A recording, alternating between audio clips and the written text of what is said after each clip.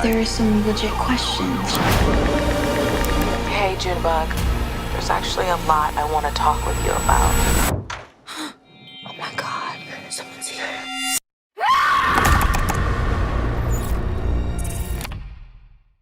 Hello, everyone, and welcome back to another Backlot Banter movie review. My name is Tucker Hazel, and today I'm joined by my co-host, who I have had to put out a missing search persons warrant for 5 or 6 times by this point, Tanner Dexter. And today we're here to talk about the follow-up from the minds of the creators of Searching, a movie simply entitled Missing. And we are here to talk about it. But if you want to talk to us about Missing, you should join our Discord. That link is in the top description. And while you're down there, special announcement, you need to go subscribe to our brand new channel called Backlot Banter, where all of our reviews on our weekly movies and our reviews of Best Picture winners and anything else movie related will be posted for the rest of all time, human history.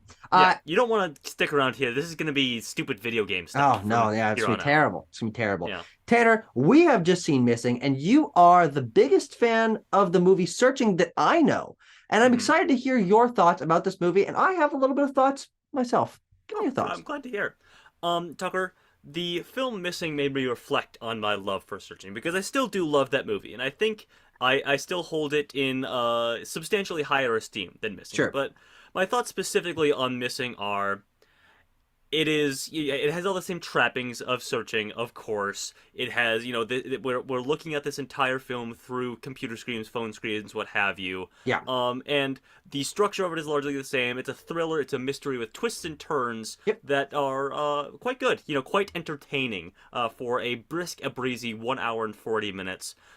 Storm Reed is not as good as John Cho, I would say, but still good enough in this 18-year-old Gen Z navigating the computer internet world, trying to track down her mother and her mysterious boyfriend. Yes. And we should do spoilers, non-spoilers for this as well, because there's a lot of twists and turns in this. There is a lot to talk about, and I think that would mean that our spoiler section is going to be significantly more substantial than our spoiler-free section. But just for my spoiler-free thoughts, I really like this movie. I have seen Searching, I have now seen Missing, and I've also seen the 2 other big theatrically released films, big, heavy air quotes on that, the Unfriended movies, both Unfriended and Unfriended Dark Web, in this sort of internet lens through a computer genre that is not particularly popular, but I think it's because it takes a really specific kind of story, a really specific type of creator to what to make this kind of story. And having seen all 4 of them, I think that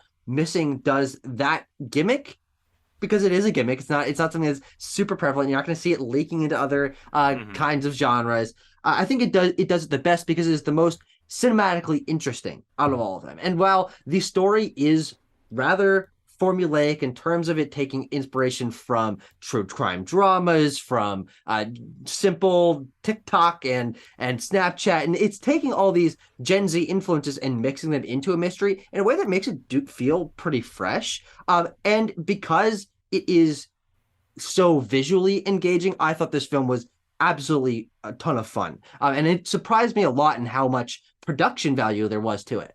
Yeah, I think the visual engagement is really what's going to stick with me about this, because that was also present in Searching as well. Obviously, the creators of the film have to sort of improve upon themselves, really get to another level of keeping the audience engaged when we're effectively looking at a computer screen the whole time. And they do interesting things. And I think what really helps with Missing is that it is directed by the editors of Searching 2018. And this is a real, editor's movie, and you can feel that editing in there when there's that party sequence when there's I don't know, it's almost like an Everything Everywhere All at Once moment with this a bunch of pictures that move around and create Storm Reed's face, or us traveling through a Google Maps thing and it switches from a transit to a satellite map and we're whipping around to do a bunch of different things. It's very good editing, and I really appreciated that for keeping me engaged. The narrative, I will also say, it kept me engaged without giving too much away. But I felt like, I don't know, the third act reveal was maybe a bit more self-defeating of the first 2 acts than Searching was. Sure. Is what I'll say right now. Yeah. And let's get into the spoilers, because frankly, if we're going to be talking about the story of this film or the characters or any of the themes that it plays with, you're not going to gather much of that from what you know from the trailers. So spoiler free. Scores before we get might as well. Okay. For me, Missing is actually going to get an 8.2 out of 10. It might seem pretty high, but this was a very distinct movie for me. And also, it was my first time seeing one of these films on a big screen. Yeah. And there's something very unique about seeing a film that is intended to be, to mimic a small screen that I'd look at every day, blown up onto a big screen. And it was, boy, it's really crisp. Like, this is an HD ass movie. It is. And It I is. have never seen like a mouse that HD before. And I know that's And kind for of stupid. that alone, it gets an 8.2. Boom.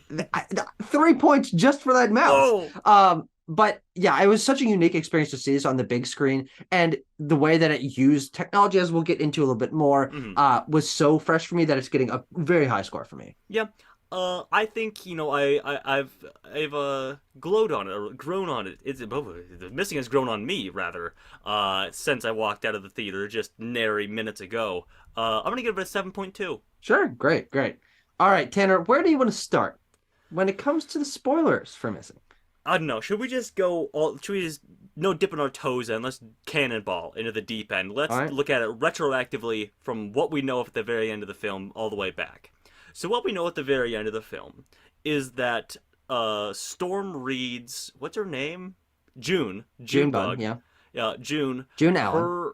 her biological father was a drug addict and an abuser, and was locked up in prison after her mother, you know, sort of let the police know that there was drugs in their home, and as a result of that, concocts this plan where Crazy his cellmate in cokehead prison, plan. his cokehead plan, where his cellmate in prison, Kevin Lynn, is to court and date June's mother, Grace, or Sarah, whatever you Yes. want, her original name, but she changed it into Grace.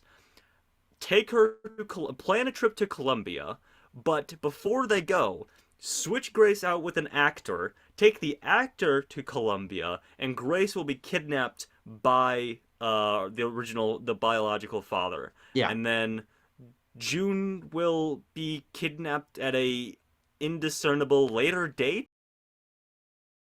And I'm not going to pretend as though the plot of Searching 2018 was not as, you know, complex as that, but I do feel that there's a point of difference, because this is a little refresher for anyone who doesn't remember Searching 2018.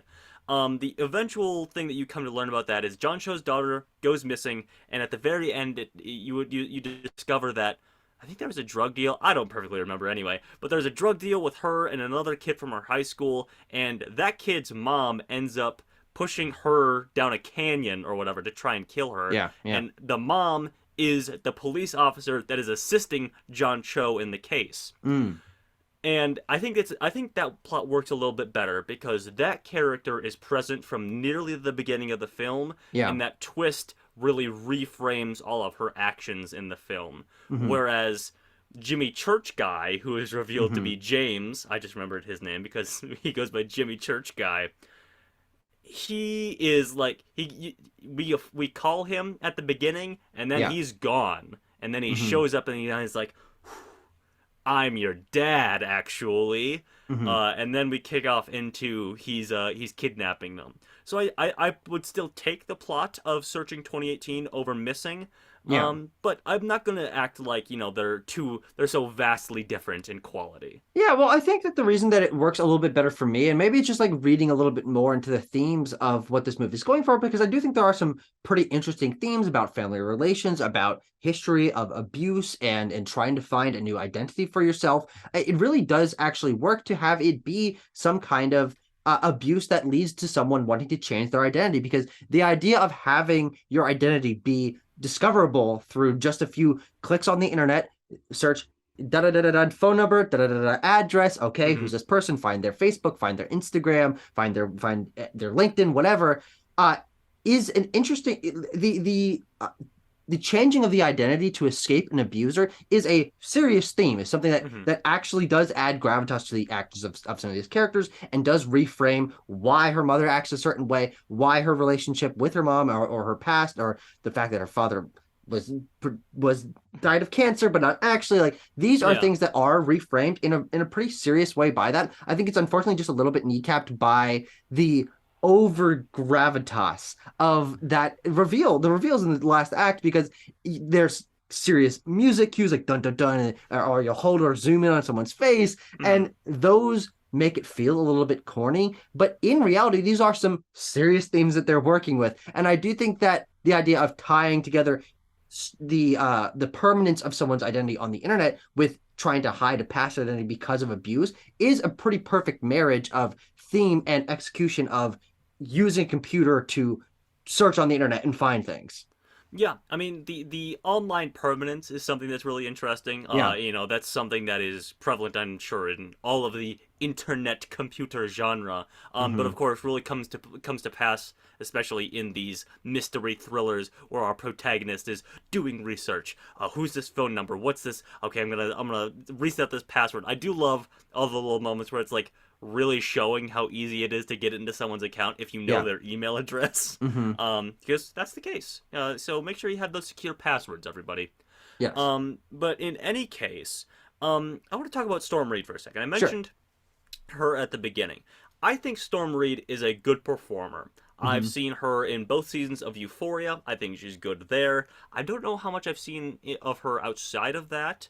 I can't really remember off the top of my head, but she's going to be in The Nun 2 this year, so Yes. we look forward to seeing her again. But I think she maybe it's the direction of the writing that fails her a little bit as a performer Hmm.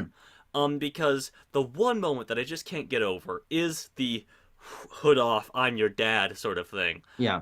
And her face just does not match the gravitas, like you said, Tugger, of that reveal. Yeah. It's like she thought her dad was dead for 12 years. Yeah. And then her face doesn't change during that Yeah. reveal. And maybe it must be direction there, I gotta think. Yeah. Because Storm Reed is a good performer. Yeah. She is, and I think that the natural instinct of her to be a Gen Z kid, to know Hmm. how to search things and how to act around friends and want to party and roll her eyes when her mom is saying things, that's where her performance is Hmm. definitely at its strongest. And unfortunately, as we were saying with it, the gravitas of the themes being kneecapped, her performance is a part of that, in that the serious moments are not where her performance is the greatest. And yeah, these people who directed this movie aren't directors, not classically directors. They are Yeah. editors, and it is the editing that shines through this Yeah. movie. Yeah. But I do think that for the That majority of the runtime of this film, she is doing great work in terms of it is her rolling her eyes and doing the research and knowing how to search things. And I do like that this is through the eyes of someone who grew up with internet culture, who grew up with using a computer and knowing instinctively and reflectively how to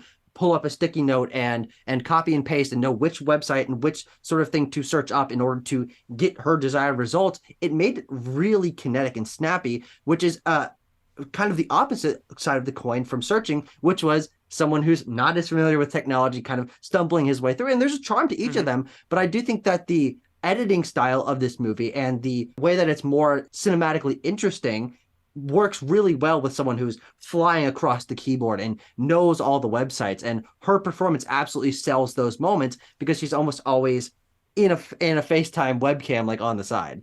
Yeah.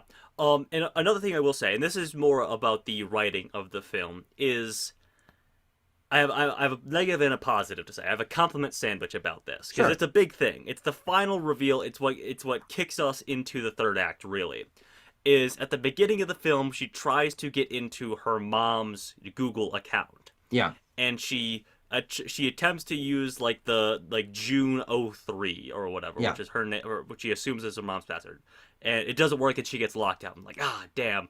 Where we've spent the previous 20 minutes of the film, and every interaction with her mom calls her Junebug. So Mhm. as an audience member, like, obviously you would write Junebug. That's what your mom calls you, Yeah. and you're just sitting there in that moment. It's like, we have to do this where our main character is being needlessly, ignorant of what is clearly obvious to any rational person. Hmm.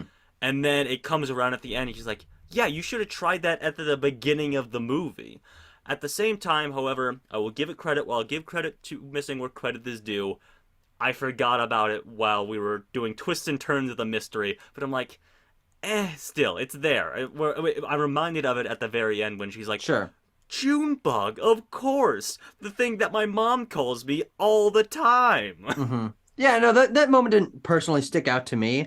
But for me, it's more of the moments of her using websites to their fullest potential, and not just Mhm, like knockoff ridiculous websites. Like, no, everything is branded and fully. mhm. You could go do this on your computer right now if you wanted to. And I think that's another aspect that made this so believable to me is having Instagram and then the Meta logo comes up on the bottom, or actually, they didn't use a real dating website. That was kind of the only, or maybe it was real. I don't I know think the. what the thing is though is Tucker is this, and this is the case with all product placement in film.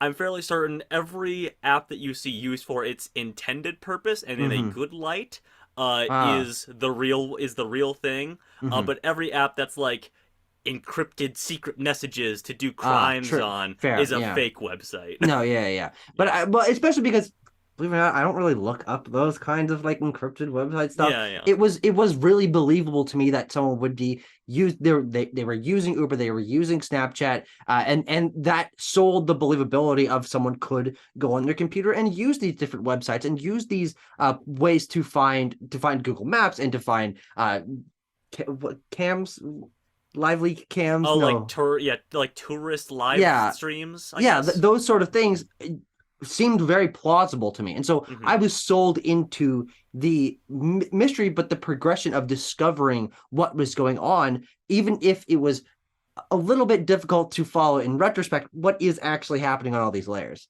Yeah. Tucker, there is one aspect of this film that we have neglected to bring up to this point, an Yes. important element. I got a name for you, Tucker. Oh yeah.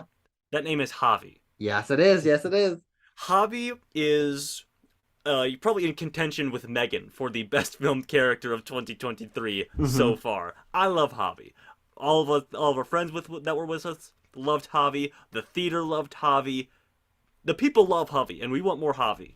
Yes, we do. He is another part of this movie that I think works really well because the way that June meets Javi is through this like hire a guy to go do things for you app, and he doesn't quite know how to use FaceTime correctly because he's a dad, and the bond that the two of them build and his comedic timing and the way that he's delivering these lines is so believable Yeah. that that's why we fell in love with him. And every time he came back on screen, he'd disappear for a little while and then he'd show back up again. Like, yes, Javi! Javi's back. And because he felt like a friend. He was a guy Yeah. that June could trust. And he felt like he was kind of the emotional core of the movie because every time he was on screen, I felt like we were centered down just to, okay, there's someone to listen to, someone to talk to. Hmm. And he was so helpful that by the end, when the theme of him being estranged from his son and then them coming back together, and there's this parent and child dynamic theme that's going on between Storm Reed's character and her mother Hmm. and Javi and his son. That all played really, really well, and it also kept the mystery going in a unique way because we were able to get on the ground footage in Colombia Yeah. where her mother presumably went missing. And so instead of just like looking at Colombia through those cameras that are placed at like popular tourist destinations, having Javi like there on the streets was like having a guy in the chair, but you're the guy in the chair and You're he's the the guy. guy on the streets. Searching and Missing are literally just guy in the chair POV movies. Yes, they are. I also want to say Javi is like a closer companion to June than her friends in the film, like Sure. her actual personal friends are. That's just funny to me. Because he's more useful to her. That's true. He is, and I would just want to say I would ditch anybody in my life if I had a Javi. Absolutely, absolutely. Last thing I want to say is just an observation. You know, this is very blatant in the film. This film borrows a lot from Netflix, TikTok, true crime obsessed people, both in the things it depicts, because we have the what's it called, Unfiction, as Yeah. like this fake Netflix series wherein we cover the events of Searching. Mhm. But also, at the end of the film, the events of Missing are turned Mhm. into a season of this television show. And we see, like, TikTok true crime people talking about the case of the missing Grace Allen. I think Missing is a film that recognizes the world it exists in, Yeah. and probably is as recent and contemporary as a film like this can be. Yeah. So I appreciate that.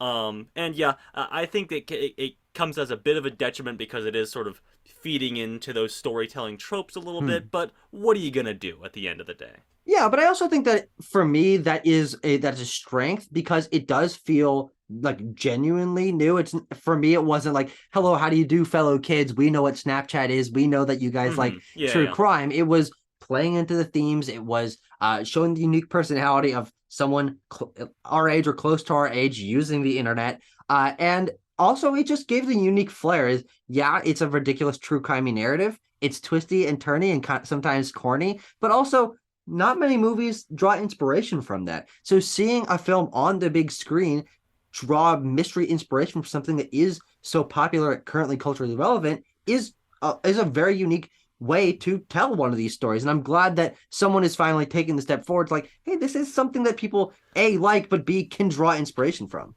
Yeah, I mean, I guess I just don't personally true crime as it is used in the modern sense is a loaded term for a lot of Yeah. people, myself included, and I just don't care for like that sort of like the monster Jeffrey Dahmer. There's a Mm. new one every week, and they're always blowing these things way out of proportion and reframing things in a certain way. So I don't know. To each their own, I would say. Yeah. Well, that brings us to the end of our discussion on Missing List. Anything else you have to say? What a surprisingly varied and interesting January we found ourselves Absolutely. in. Yeah. And it We continues into next week, where we have Infinity Pool, a Brandon Cronenberg trippy sci-fi movie with grotesque visuals aplenty, I am sure, and a real shitty horror movie, Fear. Yay. Uh huh. Uh damn it. January January's here with Fear. Uh huh. That's Oh my god. that's a great title for that video. If you can listen to this long, that's a little Hmm. heads up for next week's title. We will see you guys in our reviews for those movies, and thank you very much for sticking with us while we talk about Missing.